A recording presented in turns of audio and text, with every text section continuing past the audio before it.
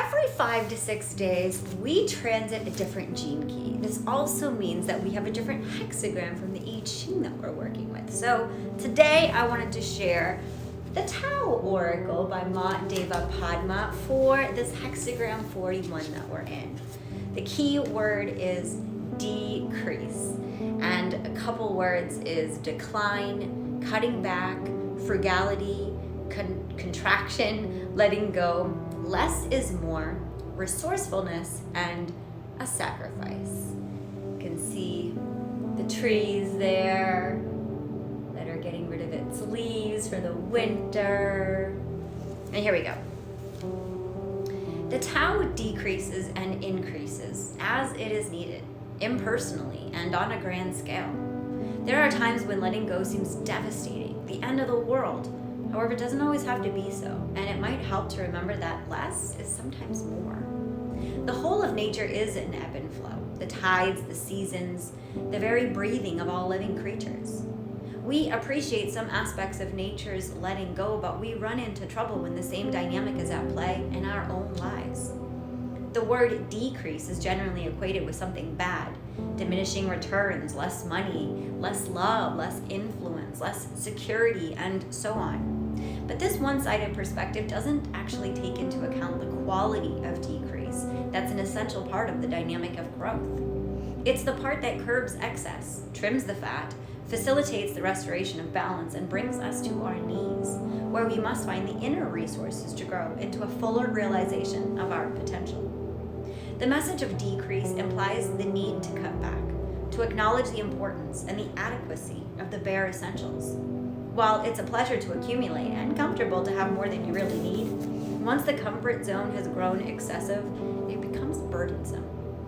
Getting too cozy creates stagnation and defeats the drive to get out and explore new territories. Just as too much good cooking can make you fat if you don't energetically work it off.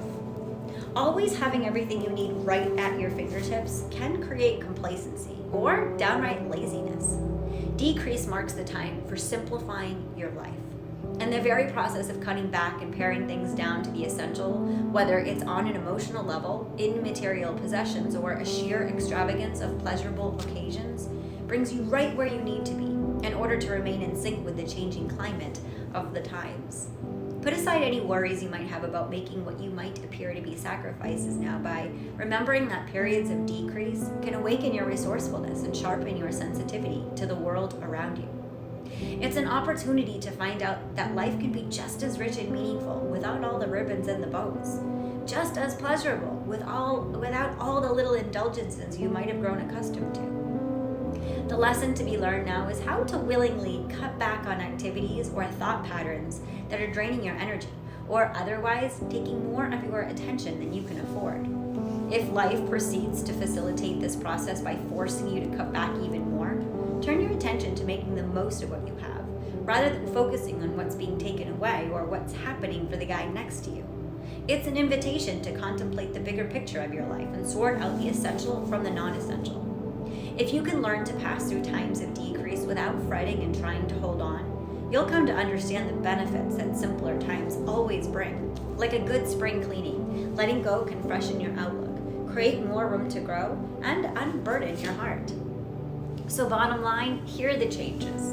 Line 1. The balance of increase and decrease is at play in our lives every day on every level. Nothing really disappears.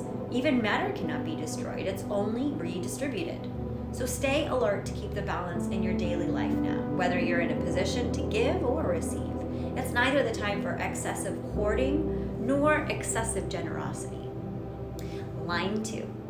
Once you've been stripped of whatever it is that must be taken away, we're vulnerable, laid bare, and it may be that you need help or support from others, and there's no shame in this.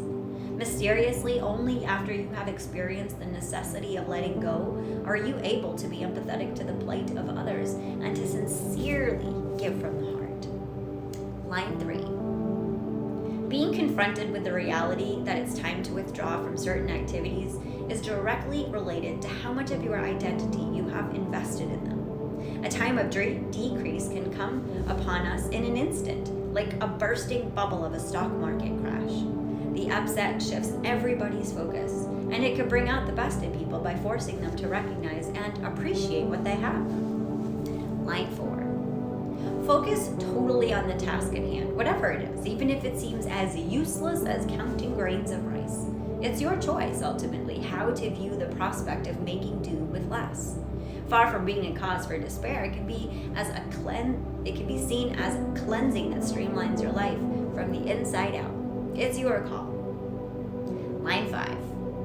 You might be wondering why everybody else seems to be suffering so much from the need to simplify and cut back, while you find the same circumstances to be refreshingly in tune with your own inner rhythms. If so, celebrate your good fortune and do what you can to help others look at the rainbows rather than fixate on the clouds. Top line, line 6. Decrease is a little like going on a diet. The earliest days can be a torture, overwhelmed by thoughts of all the goodies you can't have. Everyone else's plate looks mouth-watering and your own seems so bland. Comparison is a hellish, nasty habit of the ego that continuously needs to evaluate how it's doing in relation to others. There's absolutely no point to the exercise, and indulging it will only make you feel bad. So Aquarius season, this is definitely a season of letting go and stripping back to what we need, while simultaneously recognizing that as we continue to go into unprecedented times, what do we need? Do we know what we need? I know that there's a lot of astrology that says that there are certain signs going into their villain era, the Pisces being one. And I don't call it my villain era, but I do call it my spiritual discerning era, where I want to feel my value. I want to feel like I'm with places that can reciprocate the generosity that I so freely give.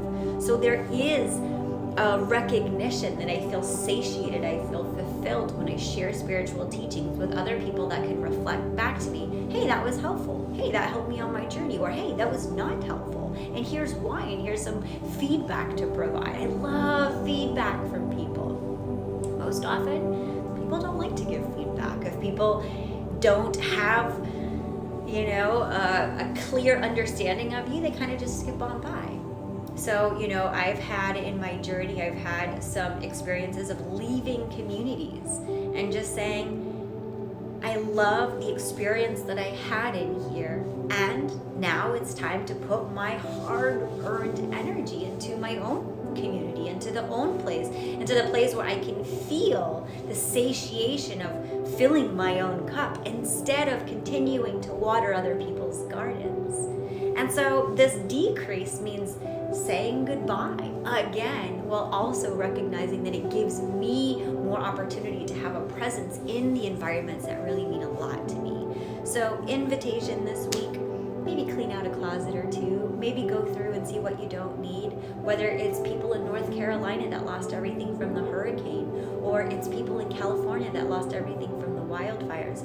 There's going to be a lot of people that could really benefit from the things that you no longer need. Now might be a great time to donate those things to those people.